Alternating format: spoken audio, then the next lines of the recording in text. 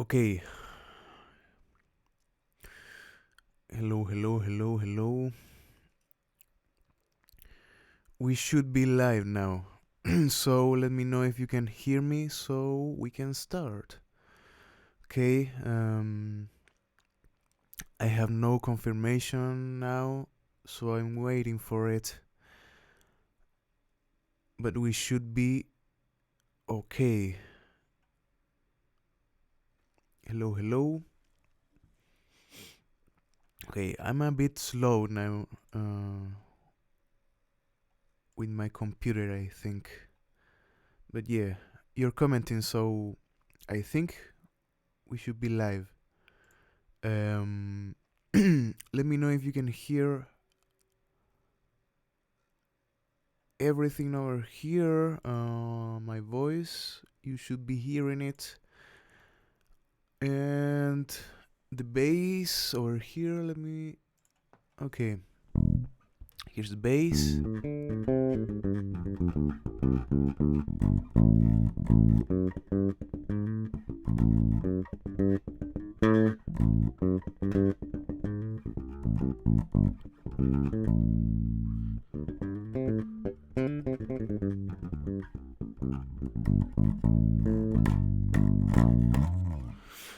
Okay, you should hear that without delay. If you have some delay, you can maybe refresh and let me know so I can fix it. But should be no problem. So I'm gonna do a little bit of a faster intro. Welcome to Life Solutions. This is a place for you to give me some questions of your own, so we can work together on knowing some things. Okay, I'm going to raise the volume of the mic a little bit.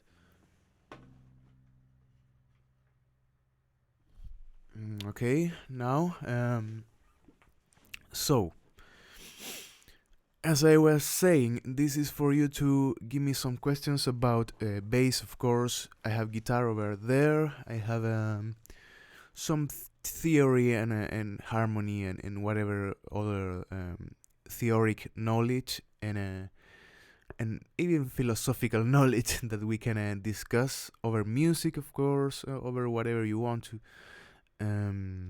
So I don't know why they kind of like shrinked the live chat. I can see less of the comments now, so I'm going to pop out this chat so we can have more vision of it. Okay. Here, better. So, as I was saying, this is for questions and answers. Mostly, I'm gonna give some lessons regarding whatever you begin to ask me things. Okay. I hope you appreciated the last time I tried to do some timestamps for the video, so you don't get lost if you're watching this after the transmission. Okay. I'm still finding a good time for transmissions. I don't know for the stream. I don't know if this is the greatest of the hours for you. Okay, so let me know where you come from and if this is a good hour for you, and maybe we can go over this. Okay, I like Fridays just because of this, because we can establish a little bit more communication. Okay, so we have some questions, but before that, I'm going to remind you that I have now available the super chat thing, in which you can support me if you want to get a more detailed, even more detailed question, if you have some troubles with whatever thing. And you can go over there if you want to. I think I forgot to put the PayPal link, but it's okay for now. And that's it. Okay. Remember to follow on Facebook, of course, if you want to be aware of when I'm going to do this. Okay, so I'm going to respond to some questions. And of course, thanks to the patrons that are supporting this. They are the main and the only really way of this channel to survive. So if you want to be a patron, please consider it, okay? You will have a reward of a song that is always great. If you know the quality of the content I'm trying to get into, okay? Okay, so do you have any practices on getting faster on the bass that I could practice? How about a metal apocalypse? That's the name of the guy. Okay. Getting faster. That's always the usual inquiry of a beginner, or maybe someone that wants to get fast and fast and fast and fast. I got nothing against that, okay? But you always need to remember that being the fastest will never be the main goal for you to start, okay? You want to, first of all, if you want to get a good root and a good basis of how to start acquiring more speed, you need first of all to get very good positions, okay? Hand positions and posture and many other things in both hands, okay? So I'm going to remind you some of that things that I'm trying to polish to communicate, okay? For being fast in bass, I think you need more of a right hand and left hand expertise in a way. You need to go over those with the same amount of level, I think. So I'm gonna give you an exercise that we can kind of like analyze over it. And it's the usual I do. First, we're going to try to. If you're here with me with bass, it's always great to begin with some warm-ups, okay? So I'm going to do it because I haven't been playing really. So this is the usual warm-up exercise that I'll do most of the time, okay? I'm just going through the whole bass, going one finger after another, and then going one fret per finger. And after some of this, maybe in the 12th fret, I go back, usually over here.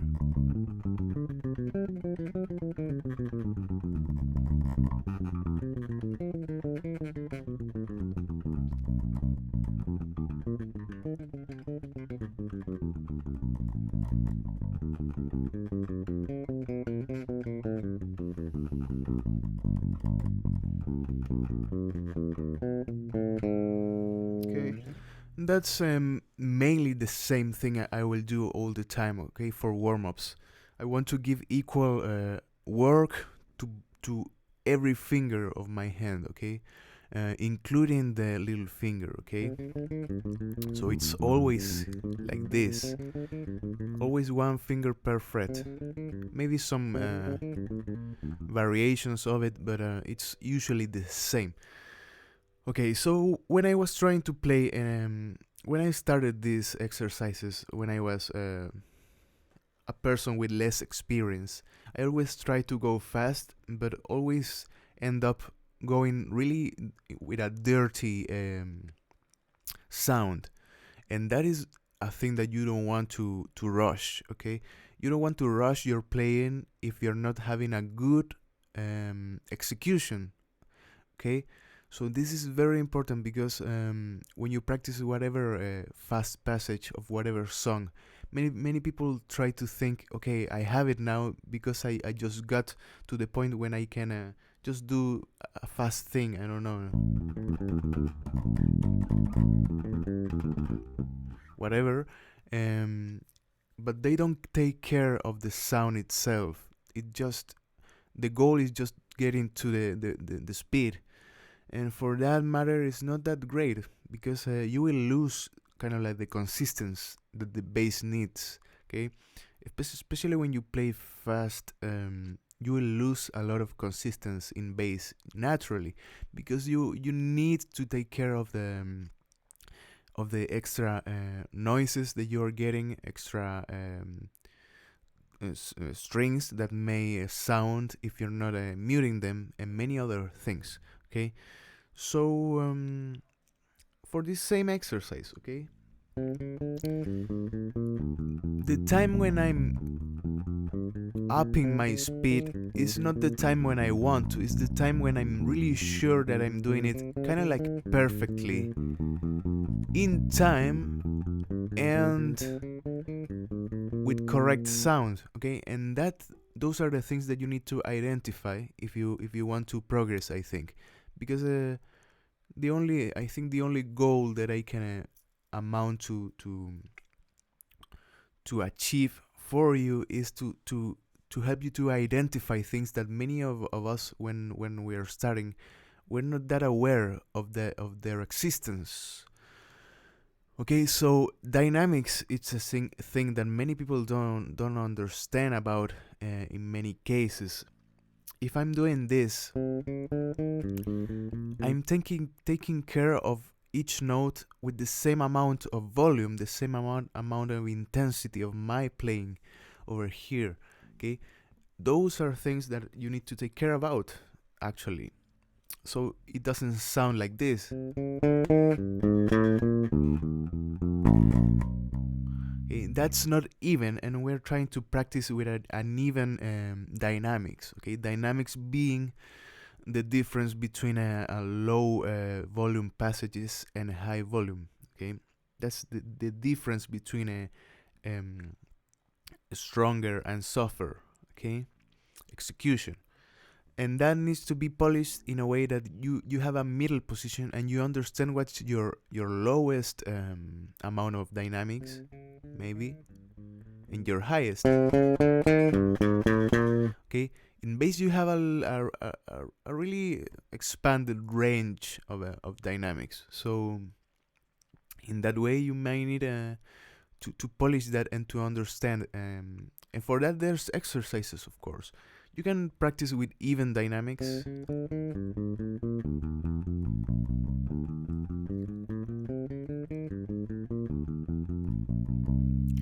And you can practice from lower to higher dynamics, probably. And going over your exercises with this, okay? So that's just one of the things that you need to take care of if you want to go faster, but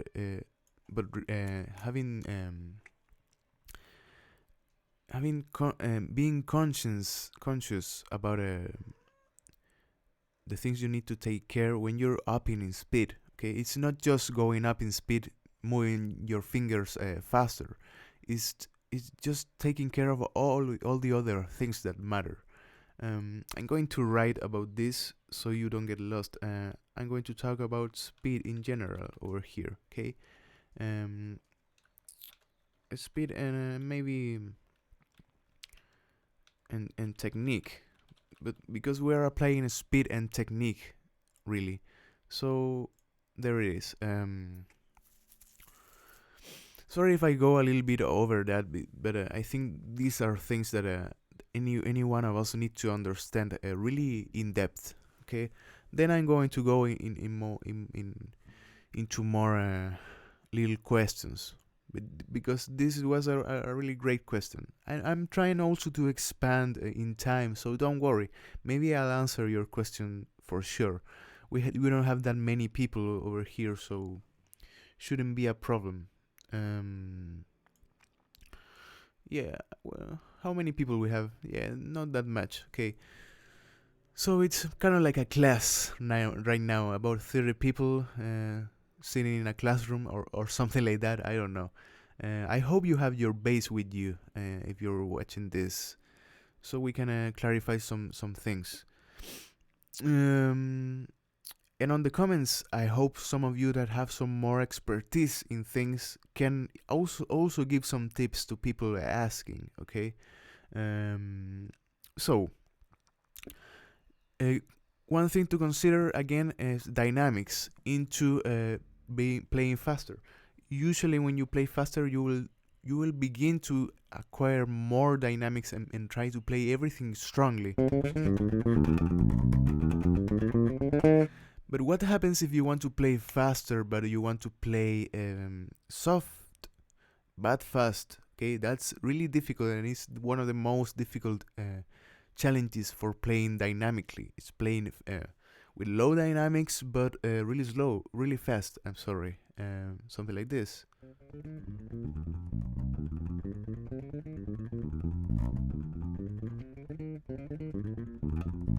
Trying to maintain your dynamics with a determined amount of speed. Okay, so that difference will make a lot in you. Again, position should be maintained. Another thing when you're going up in speed, try to use this same exercise. Okay, try to use plain exercises that you don't have to think about that much, so you take care more of the things that are happening around the exercise itself. Okay. What are the other things that I'm trying to take care of here? Position, of course. Okay.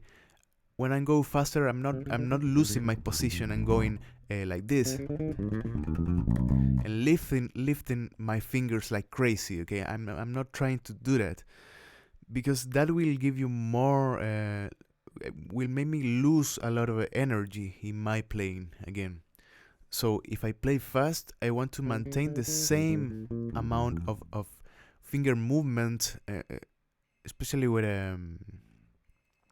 little movements that I want to take care of. Okay, I want to have little position, a really amount of a fixed position of my fingers. So I have to just do something like this. Okay. If you watch, I'm not trying to lift a lot, and that the same thing you need to apply when you're playing faster. Okay, if you're watching yourself playing fast and you're doing something like this, you're losing a little bit of that. Okay, so the ideal thing should be doing something like this.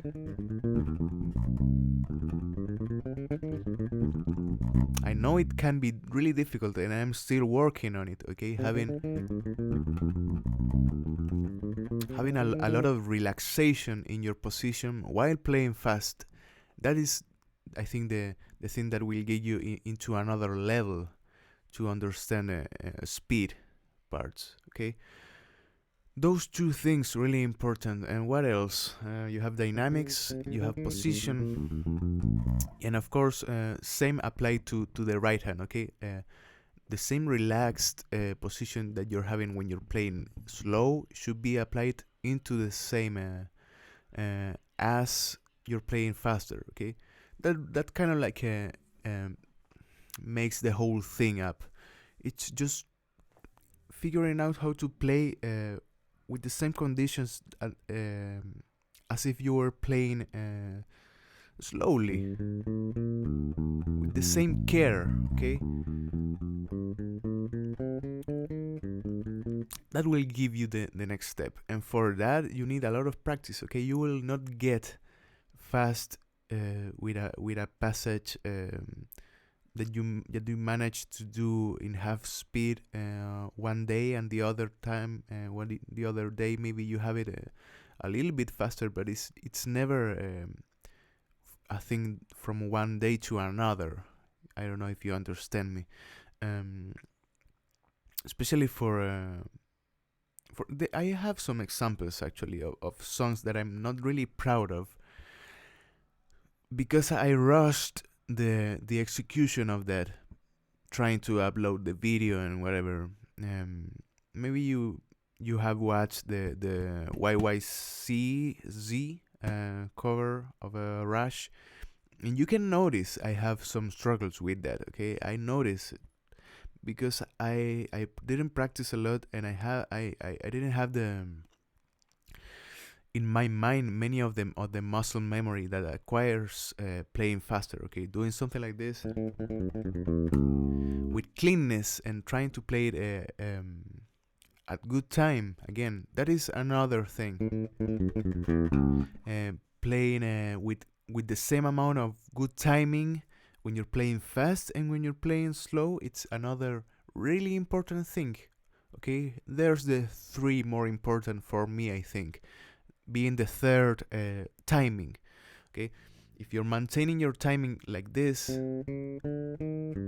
but if you're playing slow and you don't have good timing, you're not playing with a metronome, or you don't have the inner feel of it, and you're playing something like this, and you can maintain really a good timing, that will only not improve when you're going faster. That will get more noticeable. Okay, so as I said, trying to resume all of this, it's important to take care of your positions and your other techniques and other aspects of music while you're up in speed. Okay, speed is the less important thing. Okay, speed you can acquire with some technique and with some time and with some consistency. Why not? But the other things you need to maintain always in mind. Okay. Okay, that's for this one. Sorry if I if I go over too much. Okay. I know I'm skipping a lot of you, so sorry about that. Okay, how are we doing? Welcome to this again. If you're just tuning in, section for you to give me some questions. So I'm waiting for some questions. Hello to some of you people coming over here. Look, Reed, that wants me to play a little part of Saying So by Wizard. Okay, I'm not even trying to play parts of songs and over here because I don't want it to get copyrighted. Okay, sorry about that, but I'm not taking much requests unless you have a doubt in some aspect of the tablature.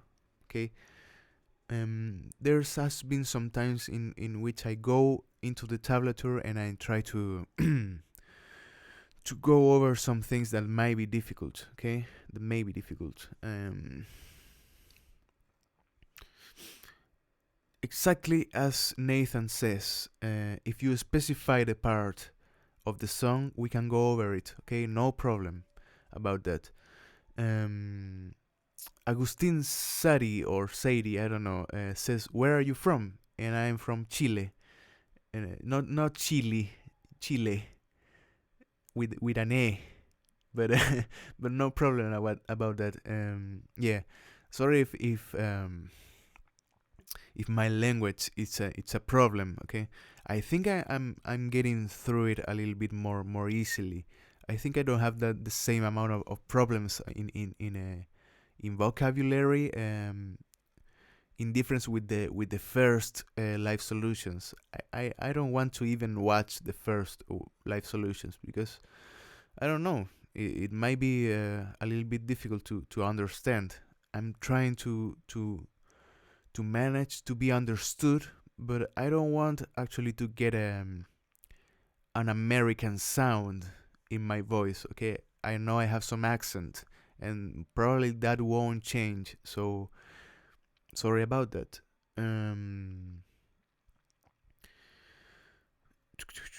What is your favorite bass line? Says Render Studios. Okay, that's difficult.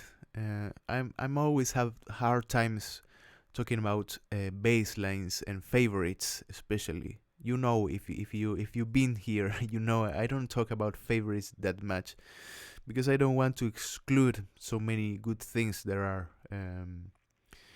But you can find really great bass lines in every part of music, even in some really in parts that maybe you weren't expecting to find a good bass line. Okay, you can find a lot of good bass line in gospel music, especially even in metal. Even if you don't hear much of the bass in most of metal, you can hear really good bass lines when they are hearable. Um, and many other things. I think the question would be what is a good bass line? Okay, a good bass line is a bass line that has complexity, or that has a good execution, and many other things. I don't know. Maybe you can comment on me what makes a good baseline, because for me a good baseline, it can be just this, okay?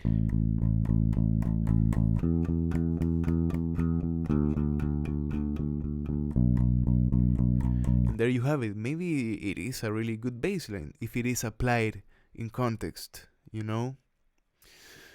So, inspiration, favorite bass player. Again, I'm not gonna talk about favorites because I don't have them. I'm trying not to have my favorites. I can talk about influences that are really inherent in me, especially when I go into first times of knowing music. You can't get rid of your influences in infancy and adolescence, okay? And for me, Red Hot Chili Peppers was really big at the time, along with other type of rock music. And I went through a phase of really hard metal and even death metal. I was kind of like a metalhead in my time, and I tend to go appreciate more of all the genres, because I tended to go into the extremes, and going back from the extremes, you have no prejudice really. Okay, what could be more difficult to hear than I don't know, a really noisy grindcore song. Okay, after that, after knowing how to appreciate that harshness, you can appreciate many other things going below in a softness, if you want to call it like that. Can you talk a little bit about how you decipher bass lines from songs and turn them into your videos? Okay, I can talk a bit about that. I'm going to write. Okay, here it is, writing process, you might call it. Okay, let me go over the question again. Okay, let's call it like that, but it's more than writing actually. Okay, so I'm going to go for all the process in a really fast motion. Okay, first I have the song, the studio version of the song most of the times that I have to work on. Then I leave that song alone for a bit, and I try to go into live videos and any type of live performance that I can get on YouTube will help me, especially because I go over the positions of the bassist. I try to understand the places in which he's playing and try to make a map of all the movements that I can see, and in that process I'm already figuring out a lot of the things. Okay, I go over that. I watch a lot of videos, and then I go into the transcription itself. Okay, figuring out, and I go really slow. First of all, I tend to go I tend to slow down the song if I have problems with it, and I go note by note, trying to figure out not the note itself, because it's, for me now, it's not that difficult to understand. Okay, I hear I'm going to sing whatever note, I don't know, and there it is. Okay, I just sung the note, and then I just went into the bass and figured it out. this way, and that is a thing that you need to practice in a and practice will give you, an experience will give you, identifying notes just by hearing them. It's a really interesting process, and it's a thing that it will not come if you don't have a lot of experience, okay? But first of all, it comes with experience, knowing your instrument, knowing where the register is placed. Even if you don't know the notes, you will understand the full register of the bass from here to here, and trying to figure out where could it be. All of that comes into figuring out the note itself. But after some time, you will understand that figuring out note by note, it would be really, really difficult and really stressful for me. Okay, what I'm doing after I figure out this note is I try to think about intervals. Okay, intervals are really important, and intervals will give you a lot of understanding of what the sound of a line will come to. Okay, especially because intervals are fixed. In bass, you don't have difference in intervals. That meaning that if you have a fifth, the same fifth will be applied with the same position in every part of the bass. And that is a good advantage, because when you kind of like understand how a fifth sounds, then you will understand, okay, is this and will always be this. Okay, there's some exceptions, of course, even for open string. No, there's a fourth, of course, but you can have some exceptions with open strings and whatever. But understanding intervals, as I always say, it's really important to identify notes. Okay, and I'm still trying to figure out how to express to you the process of me singing the note and then trying to figure it out over here. But for many years it was just a trial and error, in a way. Okay, you had to try some things and fail, and then go over there and say, okay, this is the same thing. But for many parts, I'm not thinking about that. Okay, I just hear the note, and I just kind of like at the first time identify it as the note. And as I said, it's years of experience, of course, but there's some process in your mind, okay, and that you need to practice, especially with ear training. Okay, and for that you have a lot of software actually that can help you. Actually, ear trainer, I think it's called, or ear master. Yeah, ear master. It's a really good software for you to begin understanding the note, and you can have all of this. I don't have a perfect pitch. Okay, I really don't. I just go with my little talent that I have, and a lot of persistence. Okay, it's no more than that. I wasn't raised as a child musician. Okay, and that is an advantage that you will have if you're really young and trying to go over music. You may develop that feature, and that would be great, of course. But it's almost impossible. If you didn't know, it's almost impossible to develop perfect pitch if you're over, I don't know, 10 years old. Okay, it's a thing that you need to go really when you're a child. And for them, it's really, if I had perfect pitch, man, I would do a lot of songs for sure, because I wouldn't be doubting, okay, is this the note? Is this the real note? And whatever. So I tend to go over my instinct in that way, but there's a process, as I said over there. Okay, a process of singing a lot and doing a lot of solfeggio actually will help you trying to sing what you're trying to play, and that is really really important. For bass, it might be a little bit difficult. Maybe if you go over a higher register, of course, no problem. But try to sing what you're playing, and try to sing a lot. Actually, and try to sing over the piano, and try to make notes go into you in a way. Okay.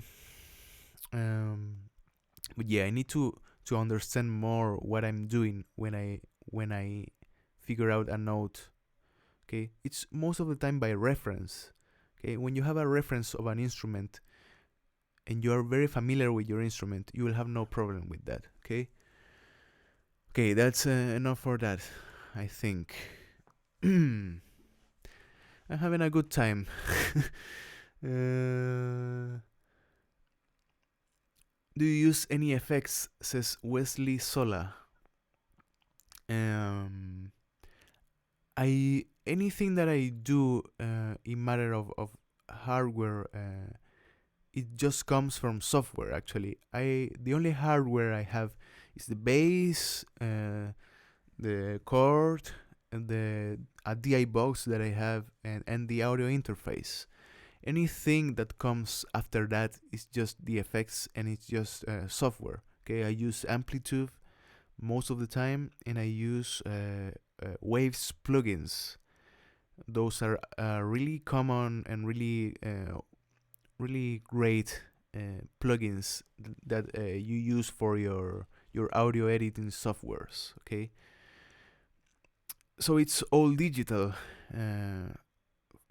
To say it in a really resumed way, it's all digital. I don't have any amps and I don't have any pedals, but I want to have some of them, especially for live gigs. I want to have at least compression and at least a tuner. I don't even have a tuner. Okay, most of the time I trust in my ears, and that's great because I try to develop a lot of my ear. But if you want, you need a tuner, of course. Okay, and there's tuner pedals, there's compression. If you don't know what compression does, you can actually ask me or Google it. But yeah, I want to have some effects of my own, for sure. Kind of like to develop an original sound, you need to have some purchases. Okay, because I tend to go into the idea that I have a unlimited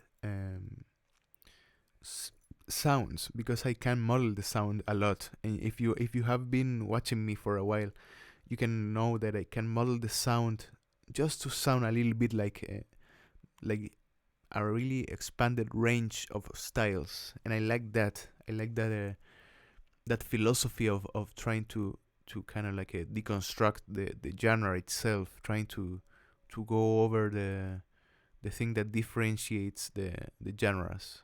Okay, maybe I'll go digital if I could in live aspects. I would love that to have maybe a more digitally enhanced performance. I don't know. Do you have any Muse songs covers, and what pedals do you recommend me for the best Muse like effect? Okay, Bass Fus asks that.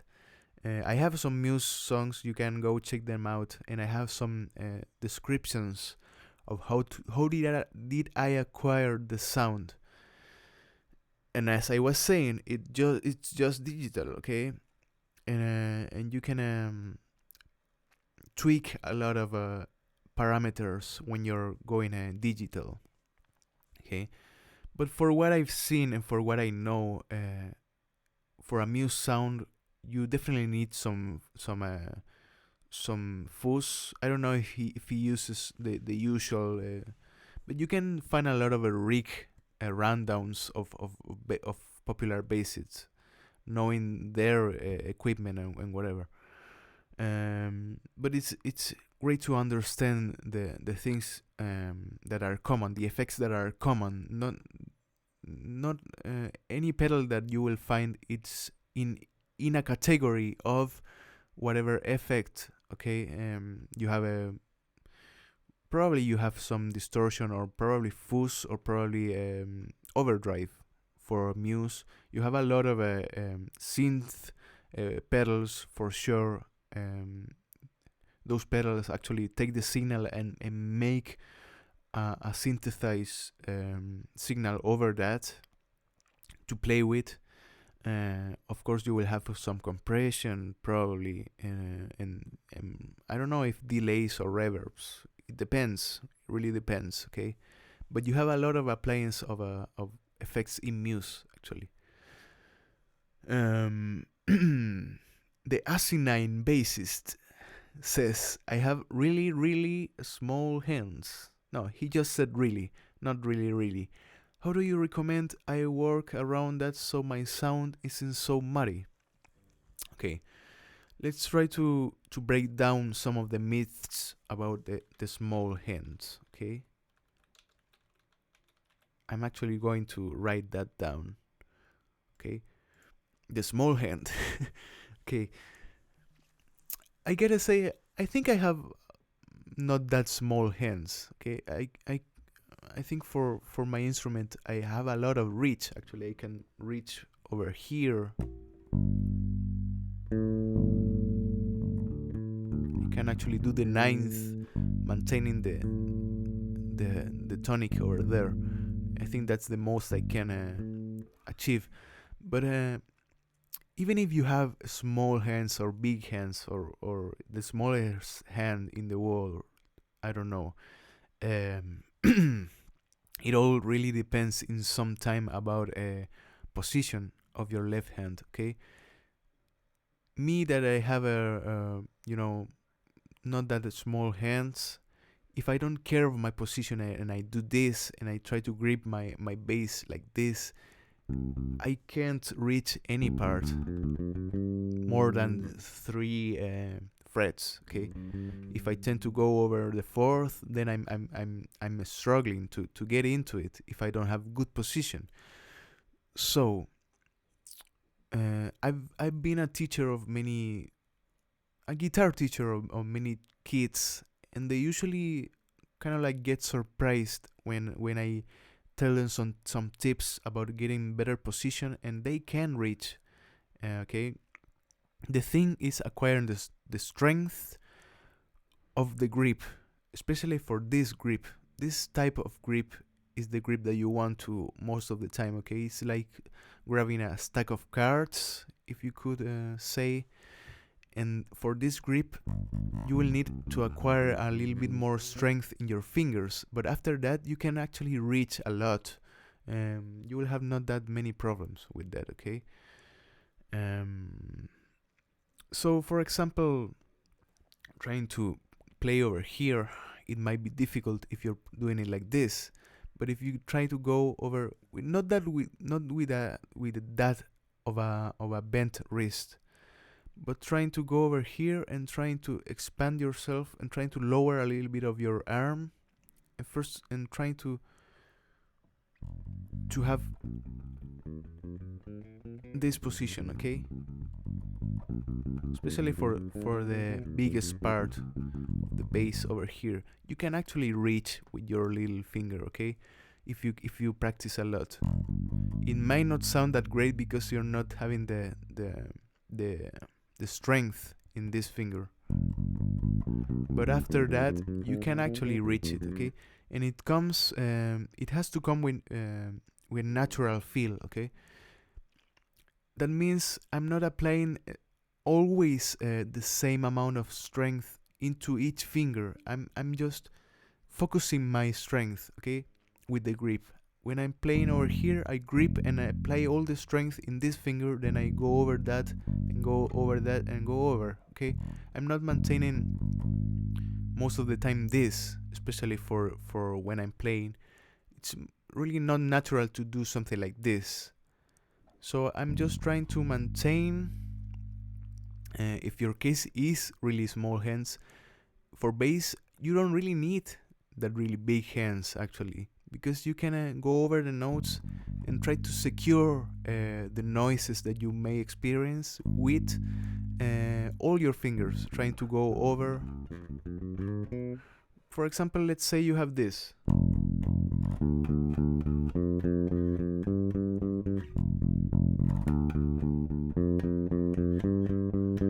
Even if I have big hands, I'm not doing this. Okay, I'm just going over with my whole hand to cover the note, and I'm not using just one finger. I'm using my whole hand to maintain support of the note, and also to mute the next the neighbor strings. Okay.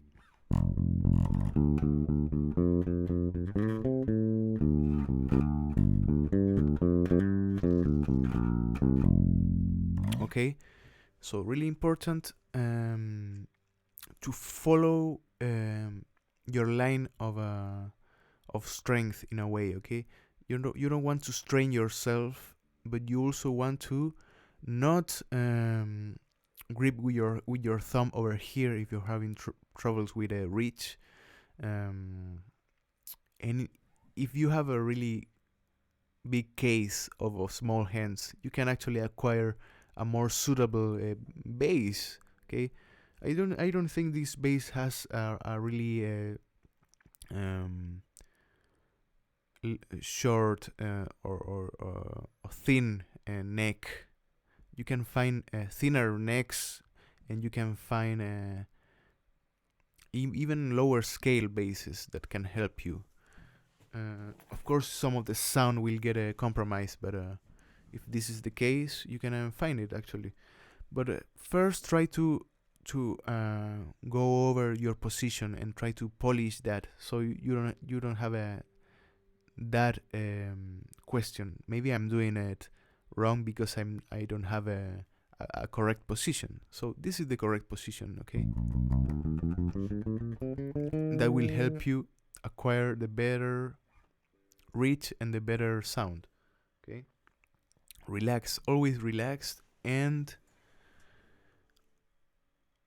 with this matter. Okay, even the height of the bass will limit you in a way. Okay, if you have it too high, it might be difficult, and if you're playing too low, you may not have a really long reach. Okay, if you notice some of the covers that I have on Nirvana actually, and you know that Chris actually played with the bass almost at the knees, so you have a lot of movement and a lot of sliding, and that may be part of your sound. There's no problem with that. Okay. And that's about small hands. I don't know what else I have to say. Okay. What's the next covers coming up? Any popular bands? Mr. Nathan asks. I'm preparing Road Tripping by Red Hot Chili Peppers. That's a kind of like an acoustic tune from them. The final song from the Californication album, I think. And it's a song that I really liked, and actually kind of like inspired me to pick a guitar. But in this case, I'm playing it on bass just because I want to. Maybe I'm going to do guitar after a while. It's really simple, but it's interesting. And of course, I'm working on a lot of Patreon things. Okay, some songs are coming. Some really, I don't remember the guy. I think Johnny Rivers is the name. Kind of like a 70s swamp rock or something like that song. It's really simple and great. And then I have what else I have? I don't remember. Oh yeah, I have a really nice line that I just prepared yesterday. and it's from an anime. I think it's called Space Dandy. I don't know if you're familiar with that, but it's from a band that appears in the anime, and the song it's kind of like a 3 minute song, and it has a really interesting bass line, and actually it's a bass line that I could play in a way. I think my sound goes over that type of playing, especially the Japanese have really interesting approaches to bass. I really appreciate that. I think they're kind of like a molded funk and funk bass, and they're doing some interesting things, some really complex things also. I've seen many of Oriental influenced music playing this. They followed the 2/5 together that I tend to use a lot in my construction of lines, and that's adding the ninth into the tonic, the fifth, and the ninth, and that's a really great sound that I like. Actually, I always play it, and if you want it, it can sound great. It can sound really mystical, or maybe really oriental in a way.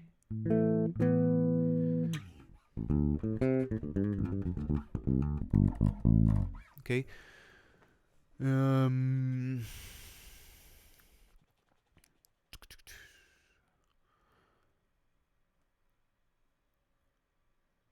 Hey, what bass do you recommend for a poor ass dude like me? Says Mark Sir. I recommend you to grab whatever bass. Really, try to go into the internet and buy something from a Squire.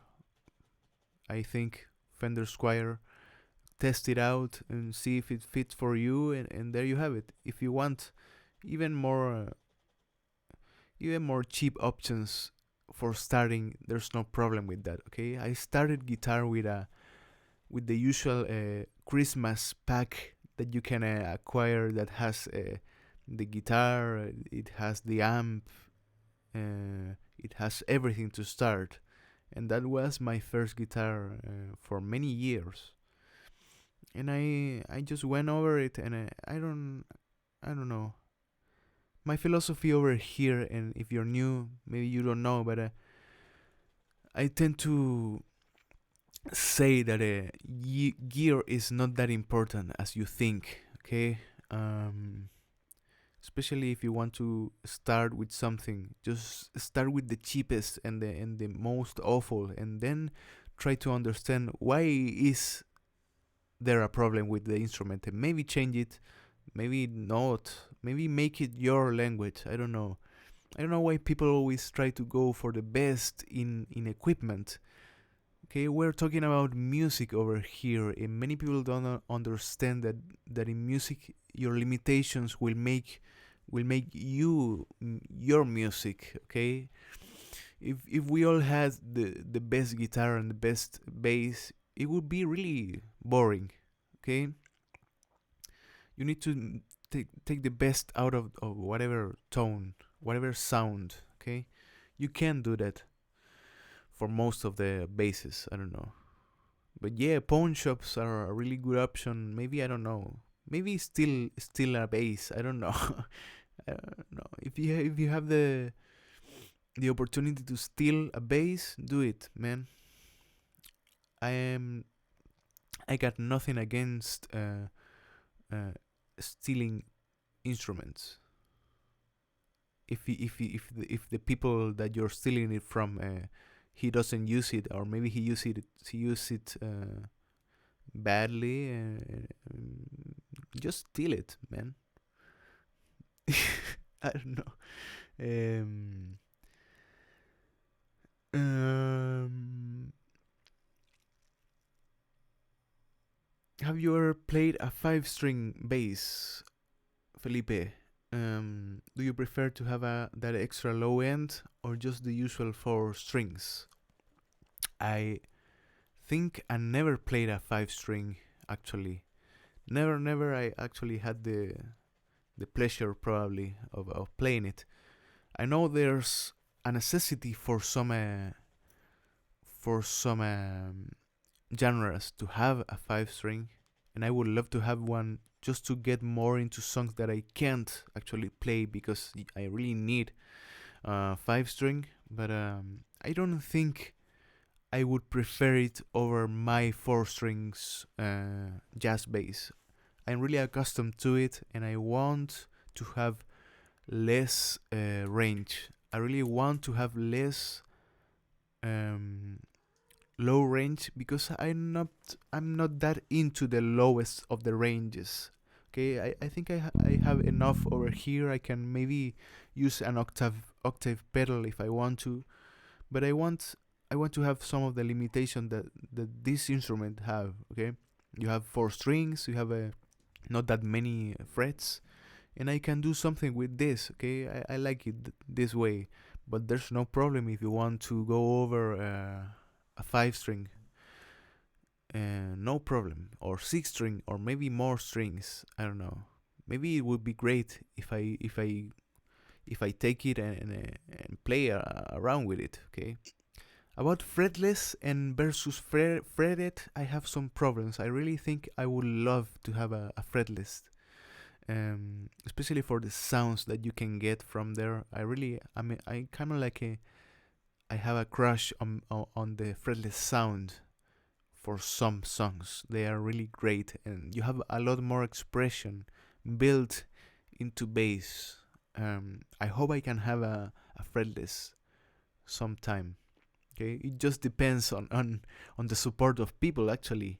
Okay, if I don't have more things, I gotta say it just depends on the support of people most of the time. Okay, before Patreon, I didn't have even $1 to save for an instrument. Okay, maybe I would have to work my ass off. I don't know.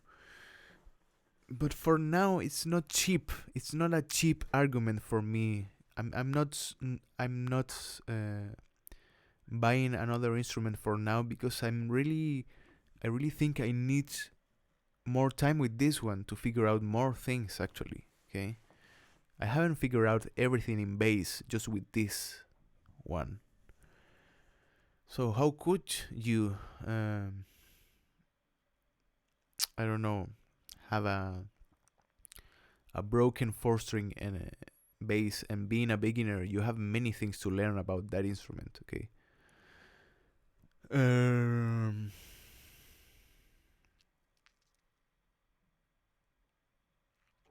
but yeah, I would love to have in my hands a really um, I don't know, a variation of basses, because that will make a better sound. I would love to have a bass, fretless bass, with or without flat wounds. I would love to have a 5 string with thicker gauge.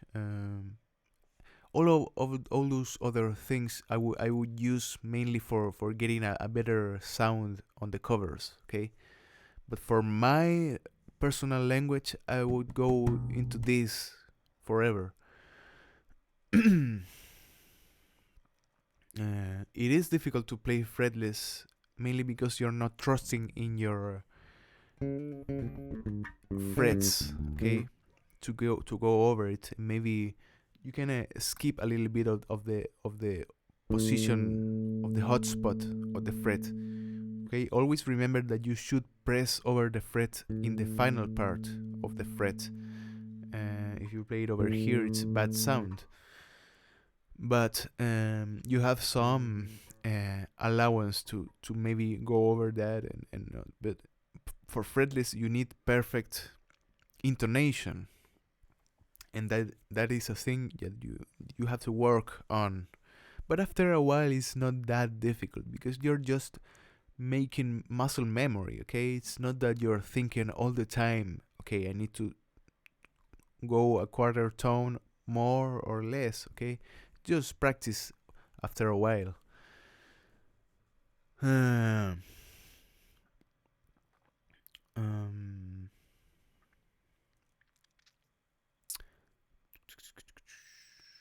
Optical pickup, what's that? Well, you're going on with your conversation, no problem. um, I'm going to go over some questions that I skipped probably.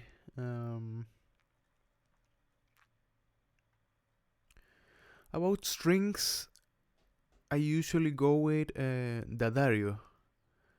Maybe they are not that common in other countries, but here they are really popular.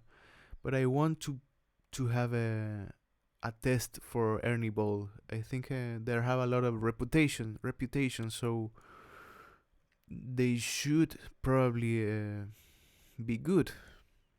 So for the next time, I'm going to go for Ernie Balls. I'm always using round wounds and 45s.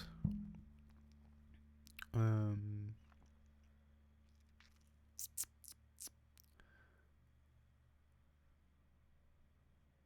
okay.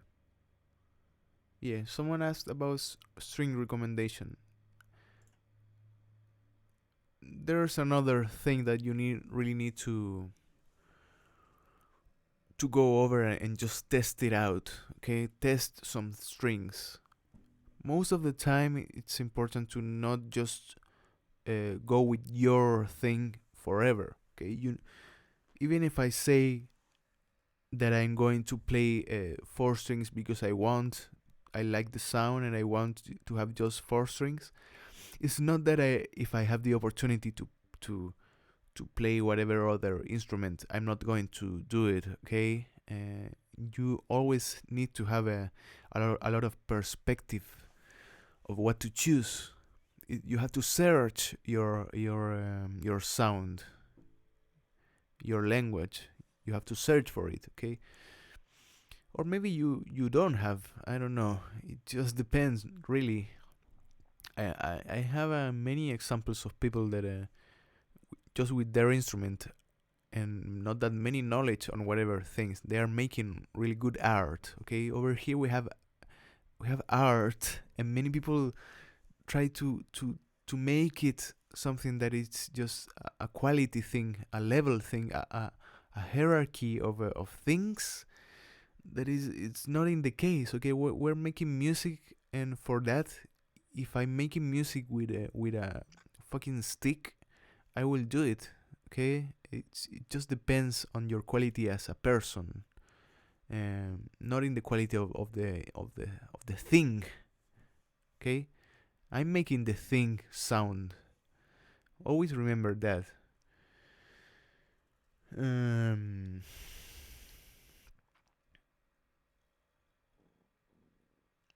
ok, aquí alguien hablando en Spanglish. ¿Alguna marca te ha llamado para promoción? Con Your Talent, you should be patrocinado por alguna marca de música. Unfortunately, no he tenido la oportunidad de que alguien se me haya acercado de alguna marca o qué sé yo. Y sé que se puede hacer sponsor, pero no lo he tratado. Tampoco me interesa en gran cantidad. Pero sí he tenido comunicación con alguien que me hizo, de hecho, una correa que tiene el logo de Cover Solutions, que estoy con muchas ganas de que me llegue y probarlo y sentirme orgulloso. Pero fuera de eso no, y tampoco estoy ansioso de eso. Okay, sorry for the Spanish, I guess. He uses flat guns? No idea. I think Paul McCartney uses flat guns, or still does. No idea.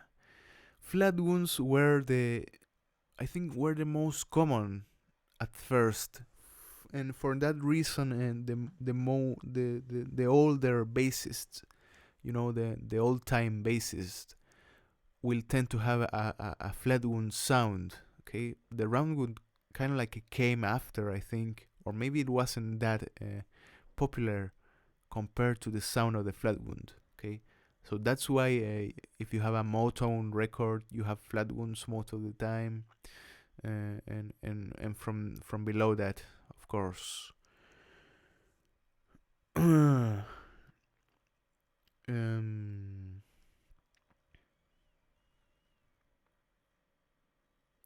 Paul used tape wounds, says Nathan over here, giving some knowledge. They are round wounds wrapped in nylon. Do you know Flea used flat wounds on his jazz bass or stereo arcadium? I didn't know actually. Okay, but the thing with flat wounds for me, I actually haven't tried them, so I can't say that much. But I know the sound because I'm kind of like familiar with it. I like it so much for some examples, and for others, I don't think it's that in the case. Okay, and that's the thing. You need to have an opinion on where should be more important to do what one or other thing.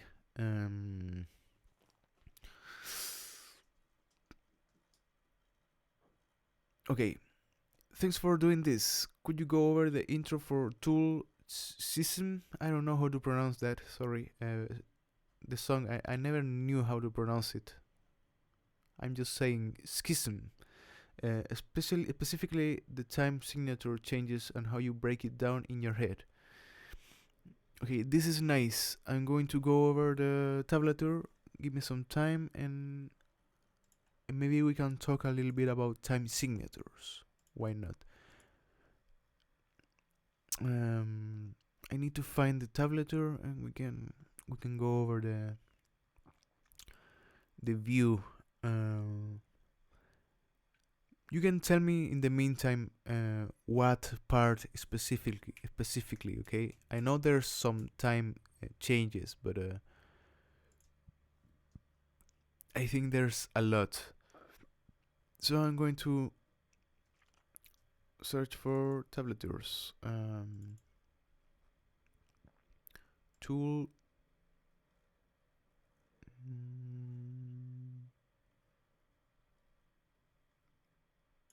Here it is. Okay,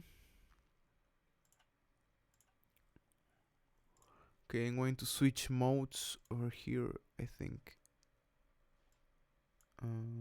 Yeah.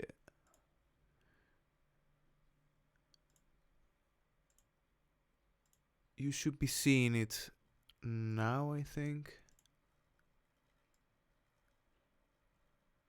Yeah, here it is. Let's go over the parts. Well, for the first time, for the main riff, I'm not actually thinking that much about. I think for most of the parts over here, I'm not thinking that much about giving the accents kind of like the attention that it needs, because the line itself, it's shaping the 5/8 and the 7/8. Okay. Okay, the introduction. The main riff changes every measure, and I was wondering how you break it down. Nice. Okay, so there we have it. The main thing is over here. It's the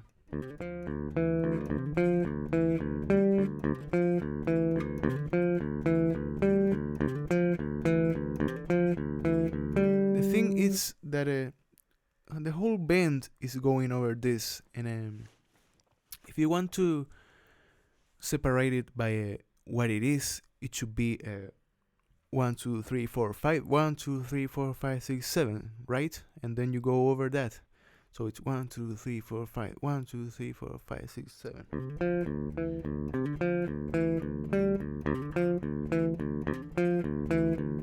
But you shouldn't be that preoccupied of getting the feel of that, you just need to follow more of what the riff tells you. Okay. After all, you have a division. Of course, you have 7/8 and 5/8, but together they don't have an odd relation. They have a relation that is just at the same beat, and you have eighth notes and you have the triplet. Okay, and that's everything. So you can think about it like that. Just the eighth note.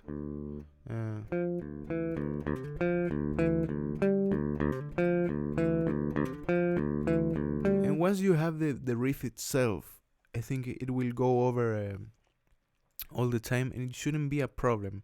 Okay.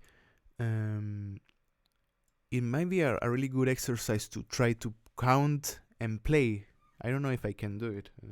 1, 2, 3, 4, 5. 1, 2, 1, 2, 3, 4, 5. 1, 2, 3, 4, 5, 6, 7. 1, 2, 3, 4, 5. 1, 2, 3, 4, 5, 6, 7. 1, 2, 3, 4, 5. 1, 2, 3, 4, 5, 6, 7. 1. It's difficult. Okay.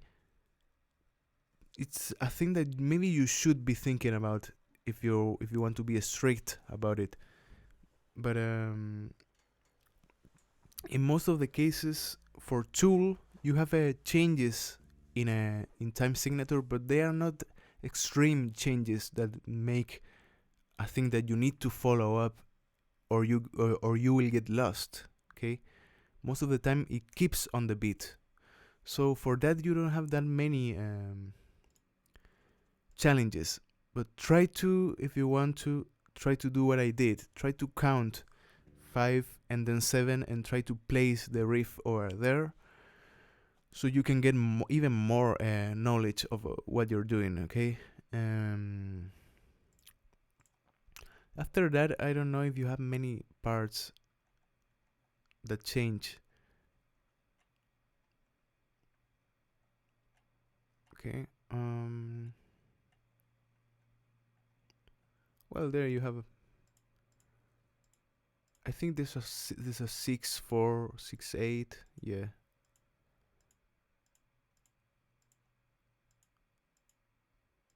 Well, there's some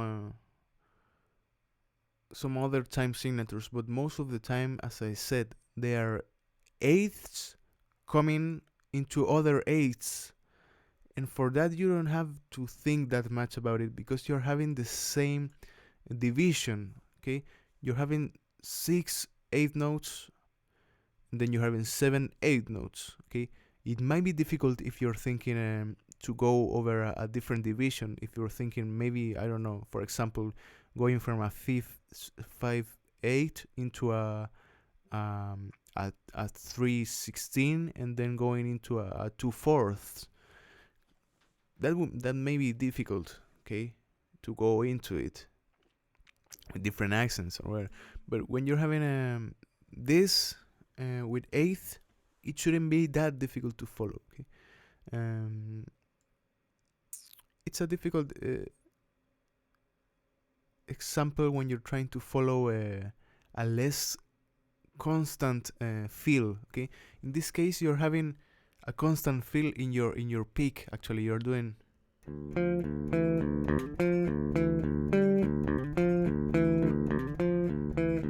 It's I think it's a little bit harder if you're trying to do and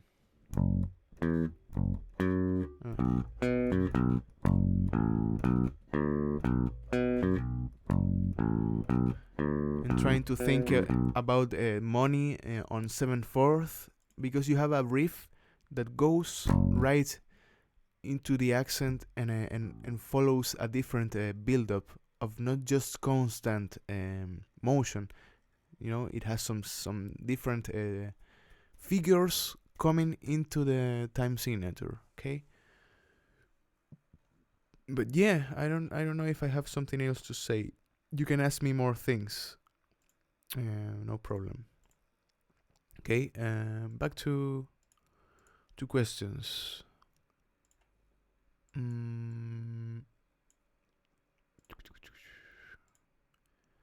Okay.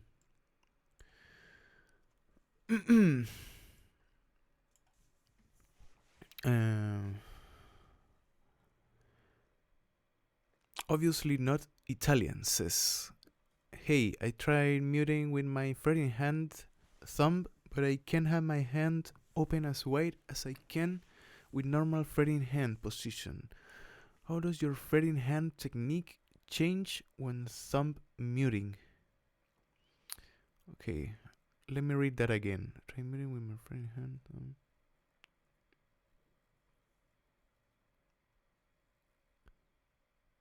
Yeah, first of all, muting with your thumb in the left hand should be kind of like a last resort, I think, to use.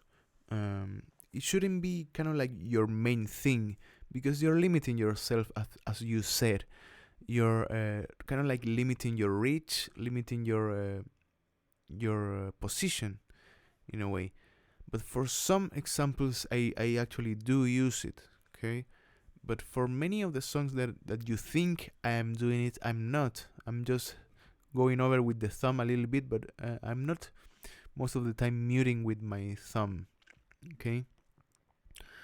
And if it is the case, I just do it and immediately go back into normal, more correct position. Okay? I'm thinking about examples, but I don't have it in mind now. Yeah. Um, when I'm doing bends, or when I'm doing different techniques that need a little bit more care about the neck, especially for bending. Always when I'm bending, I'm going over the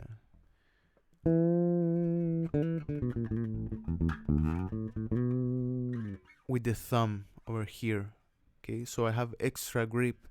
But yeah, most of the time I don't think I'm using it that importantly. I'm not saying that you shouldn't, but it should be kind of like an exception of your type of playing, because you said it. It kind of it could limit yourself your playing after a while. Okay. But most when I'm trying to mute open strings, I may use it to do something like this.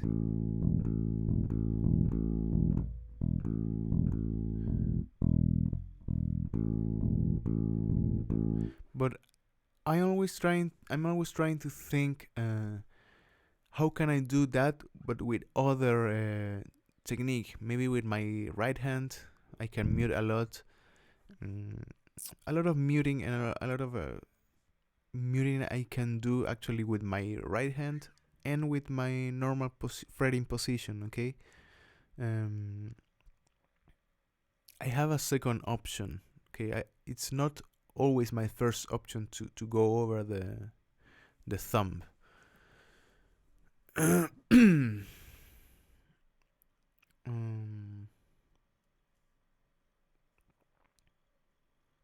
Okay, Felipe Guzman has something about the thing that we were just talking about, odd time signatures. Okay, I'm going to explain time signatures in the best way I can. Okay, and this might be one of the final things that I do. I don't know. Okay.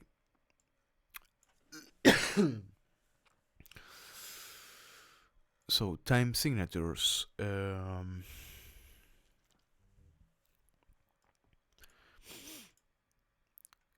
Give me a minute.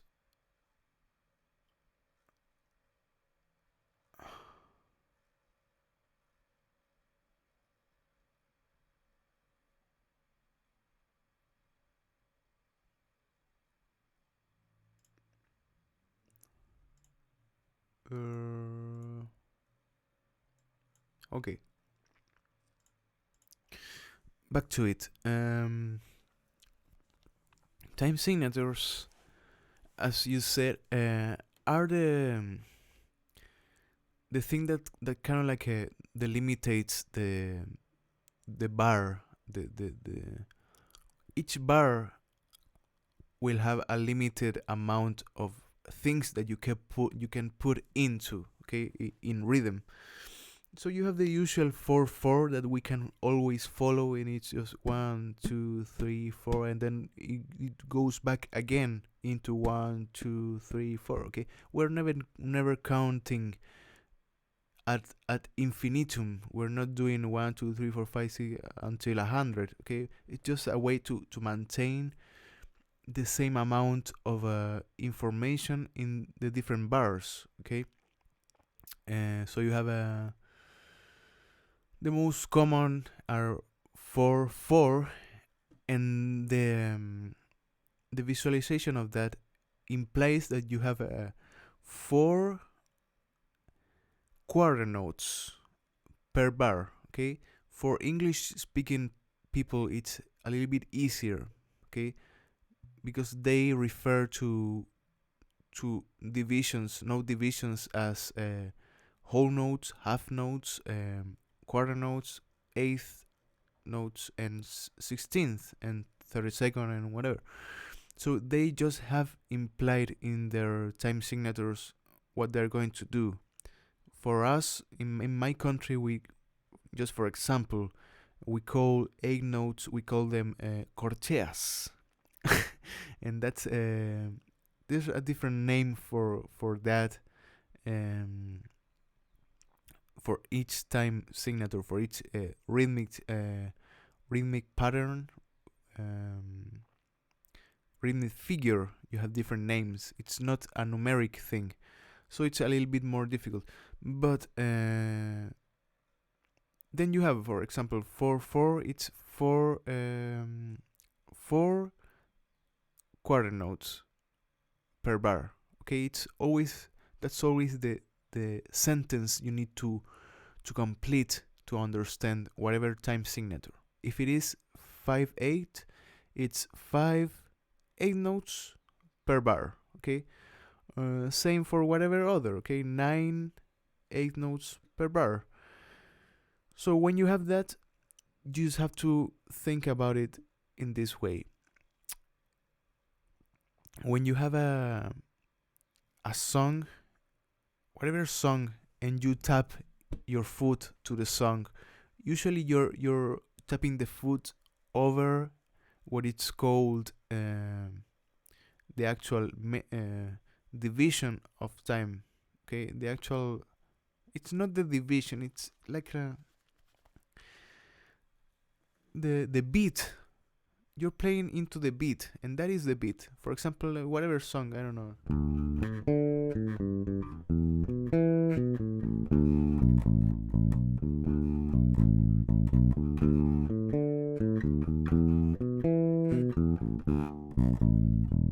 If you were to tap your foot over that, it would be, okay, you're following the beat. The division of that would be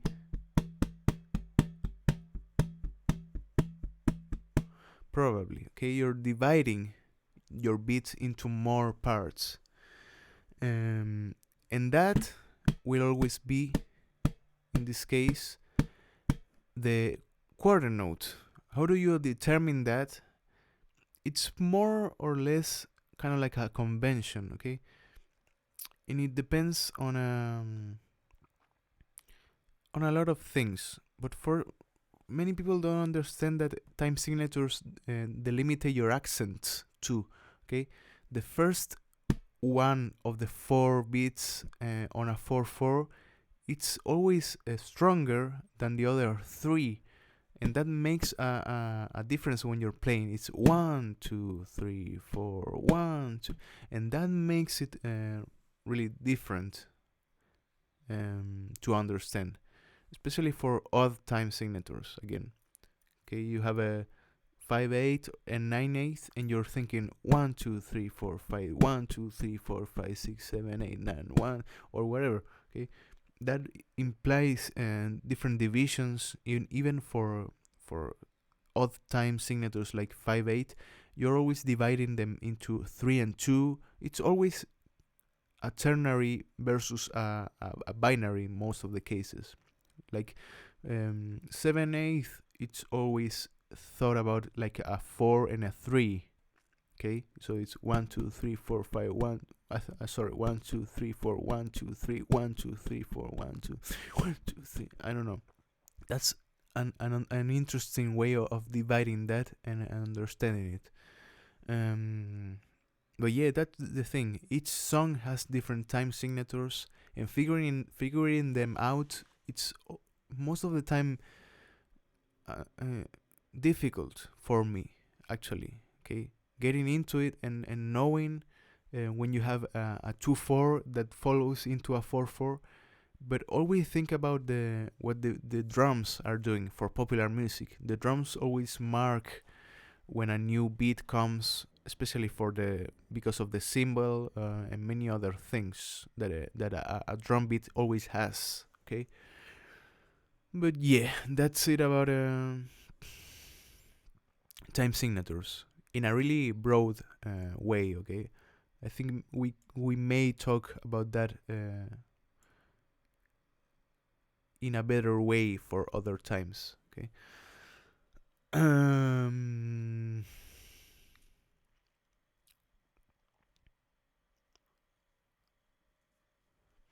I'm not taking requests. This is a place for mostly for answering questions now. Okay. But oh yeah, I forgot to tell. Some days I go into Twitch, and then you can ask me for songs that I will just play around, just messing around. Okay. Unfortunately, you have to become a patron for me to make the song fully. Okay, to write it and to be serious about it and playing it as it is.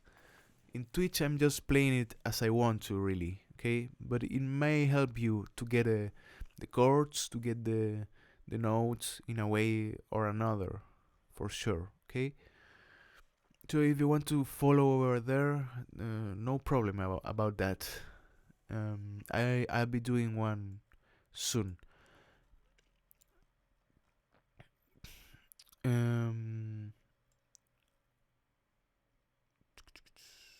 Okay, think I'm going to go in a while. We have some time. Hope I'm helping you with some things. I like this because I think besides helping you, I'm helping myself to understand how can I explain things better. Okay, I'm really eager to get to be a better teacher for some things. I think being a good teacher of whatever thing actually gives you more knowledge. Okay, if you want to really get knowledge about anything, try to teach it. That way you will get more perspective of things.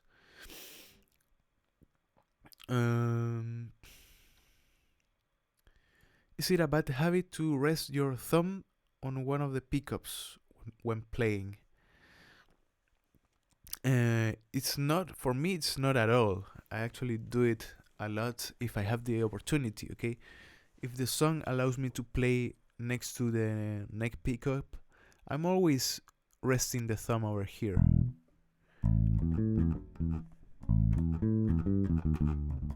The thing that I don't do is to maintain it over here even if I'm playing this string. I'm not doing something like this. I'm not just gripping myself over here. I'm always trying to move my hand over the strings, my thumb over the strings. Okay, it's not always like this. Most of the time for the E string that I'm going over the pickups in both of them, or one if you have one, I don't know. But when I go over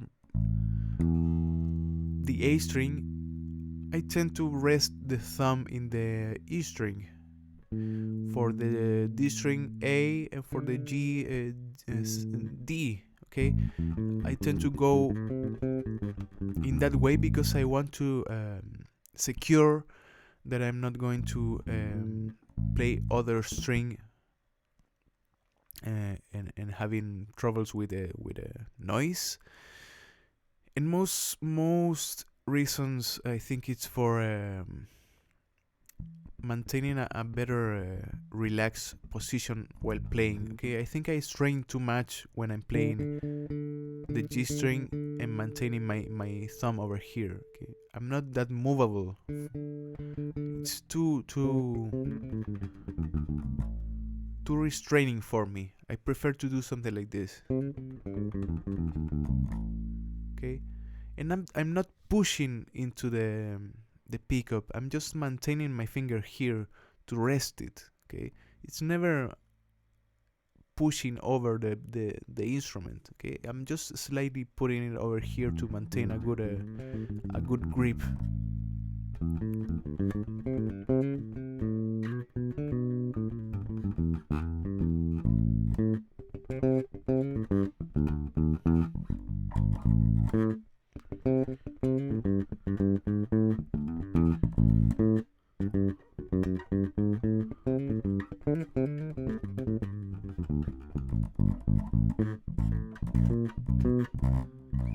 Okay, so each time I'm moving over strings, I go with my whole hand actually. I don't know if that's a good recommendation. It might be from your style. Okay, it depends.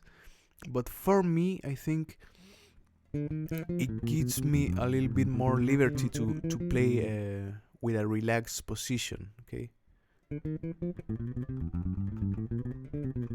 But if you're accustomed to do this, there's no problem.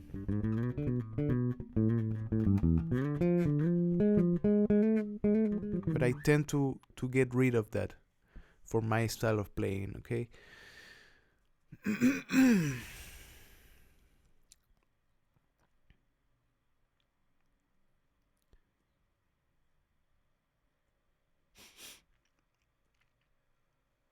Okay, I think oh, this is enough for today. At least by playing. I don't play that much when I'm doing this, and I understand because you need to play more than me. I hope you're playing more than me now, trying to understand whatever things I'm saying and trying to apply them a little bit more into your bases. Okay. But yeah, if you have any final questions, you can leave them now, and then we can go home. Thanks to anyone that is coming back from other streams. Thanks for the audience, of course. I hope we get to be more. So if you want to recommend people that wants to kind of like begin playing, I think this is a good place. You can actually ask me whatever basic thing or whatever advanced thing, and we can discuss it in many levels. The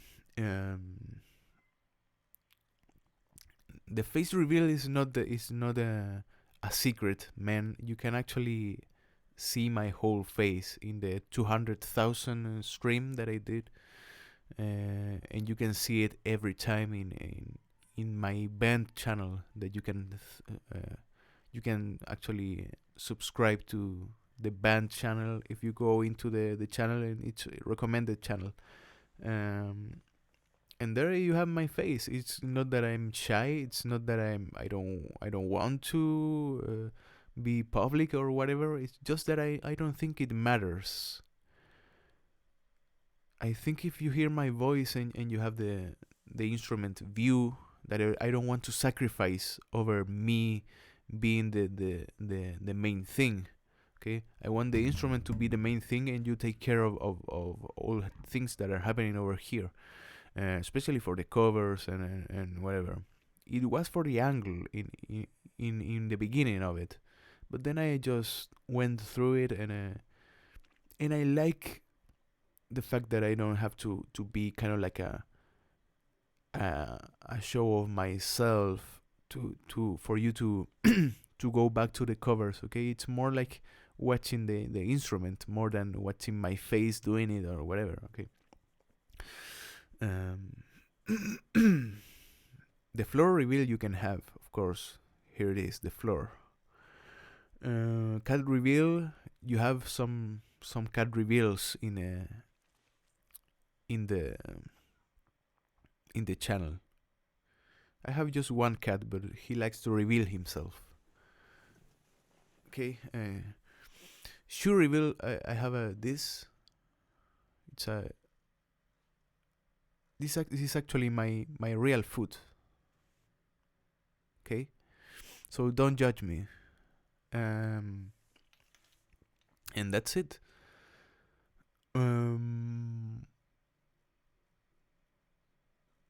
Yeah. Yeah. Okay. Thanks everyone for being here. I'm going to do this next Friday, I think. Trying to ask, try to ask some questions for next Friday if you haven't now. Try to prepare some questions that we may prepare together. Maybe we can all benefit from this a little bit. And I want to make it better, more dynamic, probably. So I know at the first 15 minutes you have a lot of questions that I can't answer, and then people kind of like go. So no problem with that, but I'm going to do it.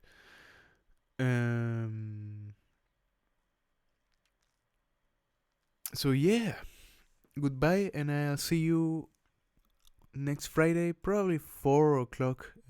I don't know if it's my time. It's 4 o'clock in my time, but I think it kind of like locks with the Eastern time. I'm not really sure. But if you have ideas of other times that I might do this, maybe I'll do this in a more late afternoon thing, or maybe with more people. I don't know. So you can give me ideas. I like for us to work together. But I see you really soon with more things. Okay. Take care and goodbye.